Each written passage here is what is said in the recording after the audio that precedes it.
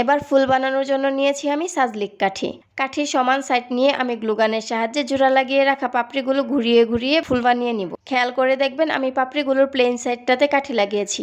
এখানেও প্রথমে আমি ভুল করেছিলাম, প্লেন সাইডটা নিচে রেখে কাঠি লাগিয়ে ফেলেছিলাম। সেই ফুলটা দেখতে এমন হয়েছিল।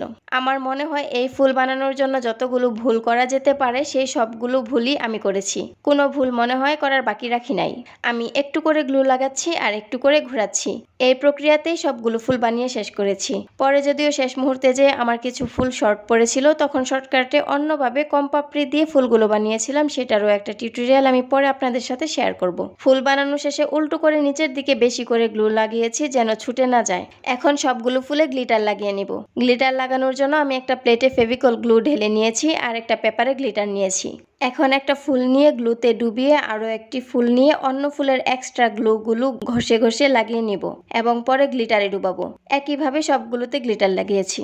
সবশেষে ফাইনাল স্টেপ হলো ফুলগুলো দিয়ে বুকে বানানো, আর এটাই আমার কাছে সবথেকে বেশি কঠিন লেগেছে। ফুলগুলো আটকানোর জন্য আমি এই পাতলা ককশিটগুলো একটার সাথে আরেকটা জোড়া লাগিয়ে এমন বড় করে কেটে নিয়েছি। এখন এক এক করে আমি সবগুলো ফুল লাগিয়ে নিব।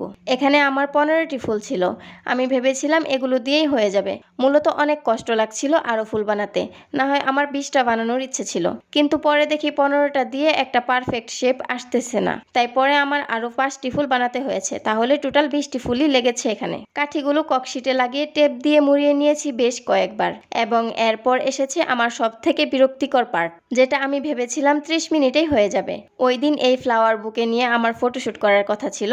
আমি ভেবেছিলাম যাওয়ার 1 ঘন্টা আগে বাকি কাজ শেষ করে ফেলবো, কিন্তু যখন এটা নিয়ে বসলাম তখন আমার পুরো 3 ঘন্টা সময় লেগেছিল এটা কমপ্লিট করতে।